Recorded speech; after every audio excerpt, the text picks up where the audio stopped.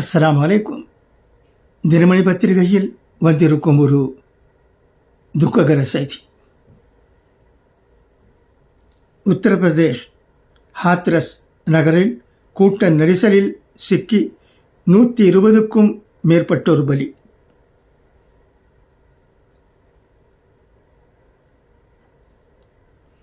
உத்தரப்பிரதேச மாநிலம் ஹாத்ரஸ் மாவட்டத்தில் நடந்த ஆன்மீக சொற்பொழிவு கூட்டத்தில் ஏற்பட்ட நெரிசலில் சிக்கி 120க்கும் மேற்பட்டோர் பலியானதாக தகவல்கள் தெரிவிக்கின்றன.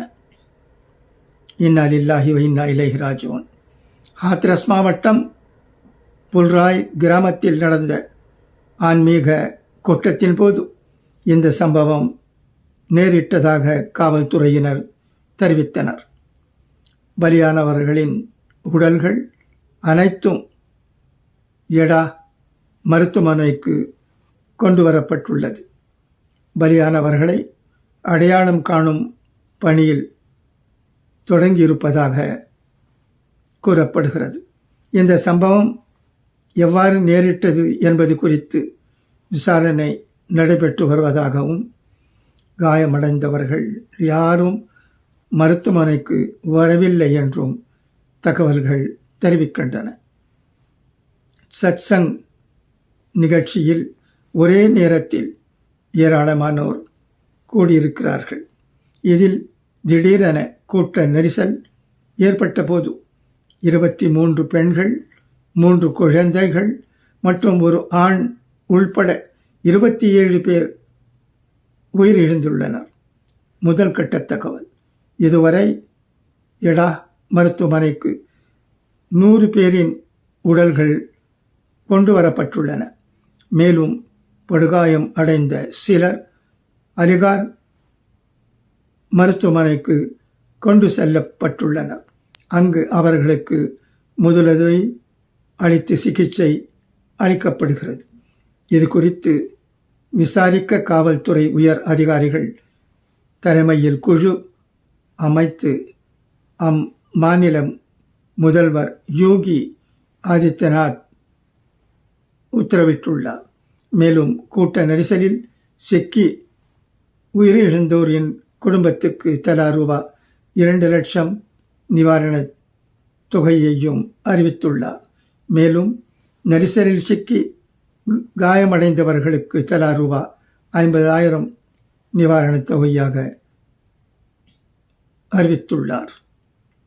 ஆன்மீக நிகழ்ச்சியில் ஏராளமானோர் பங்கேற்று வெளியேற முடியாமல் தவித்ததாலும், நெரிசலில் குழந்தைகள், பெண்கள், முதியவர்கள் என பலர் இருந்ததாலும் பலி எண்ணிக்கை மேலும் அதிகரிக்கும் என அஞ்சப்படுகிறது. தலைவர்கள் இரங்கல்.